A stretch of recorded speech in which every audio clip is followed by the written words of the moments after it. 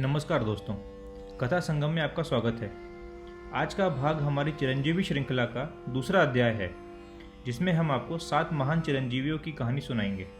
आज हम सुनने जा रहे हैं ऐसे अमर योद्धा की कहानी जिसकी शक्तियों का कोई सानी नहीं था। हम बात कर रहे हैं अश्वत्थामा की।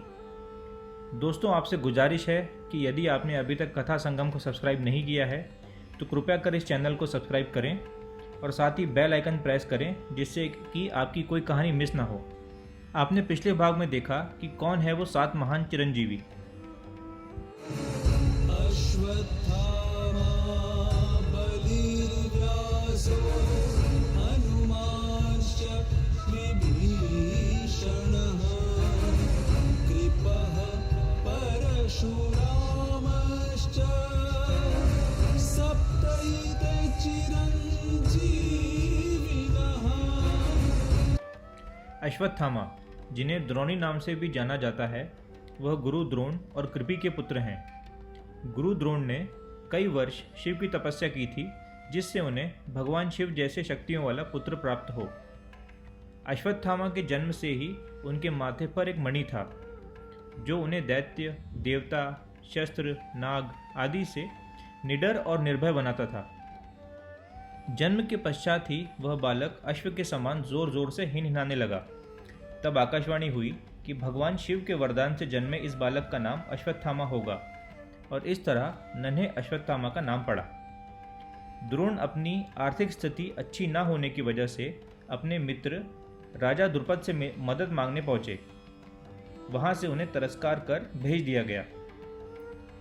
आगे चल के द्रोण कौरवों और पांडवों के गुरु बने, और उन्होंने सभी के साथ अश्वत्थामा को भी शास्त्र विद्या और यजुर्वेद का पाठ पढ़ाया। पिता गुरु द्रोण से अश्वत्थामा ने सभी तरह के शस्त्र जैसे ब्रह्मास्त्र, नारायणास्त्र और ब्रह्मशीर आदि का ज्ञान सीखा। अब जब गुरु द्रोण ने राजा द्रुपद द्वारा अपने साथ हुए तिरस्कार का बदला लेने की ठानी, तो उन्होंने पांडवों को चुना। यह सुनकर अश्वत्थामा ने विरोध जताया और खुद का नाम आगे किया।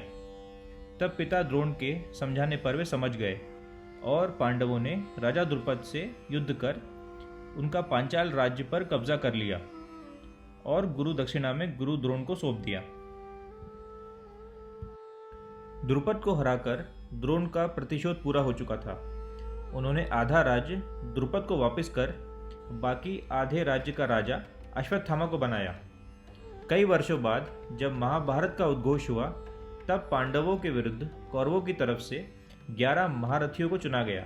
उसमें अश्वत्थामा का भी नाम था। महाभारत का युद्ध शुरू होने के पश्चात अश्वत्थामा ने कमान संभालते हुए पांडव सेना का नाश शुरू कर दिया। उन्होंने अपने युद्ध कौशल से सभी को चकित कर दिया। घटोत्कच नामक योद्धा अपनी राक्षस सेना लेकर कौरवों की तरफ बढ़े और हमला बोल दिया। तब सभी कौरव युद्ध भूमि छोड़कर जाने लगे, पर अश्वत्थामा ने अकेले ही राक्षस सेना का मुकाबला किया, और उस दिन का युद्ध खत्म होने तक कई राक्षसों को मारकर घटोत्कच को आगे बढ़ने ही नहीं दिया। युद्ध घनघोर हो रहा था। युद्ध के 10वें दिन जब भीष्म पितामह के गुजरने के बाद कौरव सेना की कमान गुरु द्रोण को सौंपी गई, गुरु द्रोण और अश्वत्थामा ने मिलकर पांडव सेना का संहार शुरू किया। जब द्रोण और अश्वत्थामा की जोड़ी को रोकना नामुमकिन हो गया, तब श्री कृष्ण ने एक चालाकी सुझाई।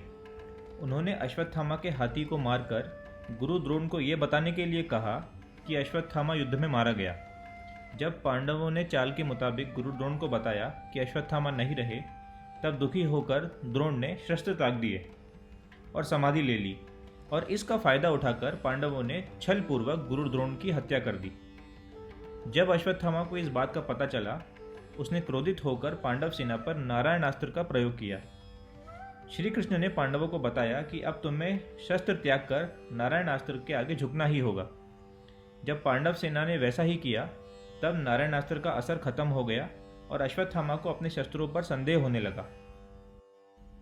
उन्होंने दिन के युद्धकाल बीत जाने के बाद भी पांडवों पर आक्रमण करने की ठानी, किंतु पांडव समझकर उन्होंने जिनका वध किया वो पांडव पुत्र निकले।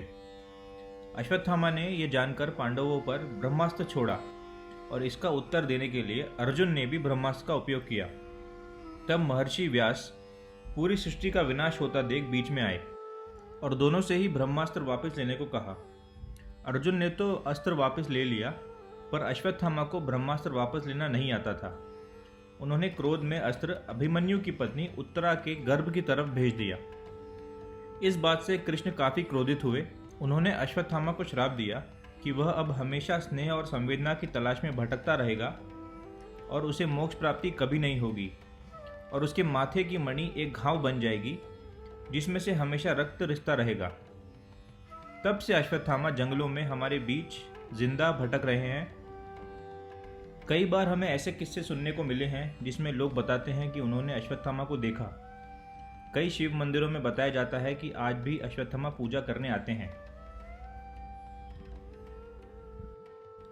तो दोस्तों, कैसी लगी आपको एक महान चिरंजीवी अमर योद्धा अश्वत्थामा की कहानी? हमें कमेंट्स में ज़रूर बताइए।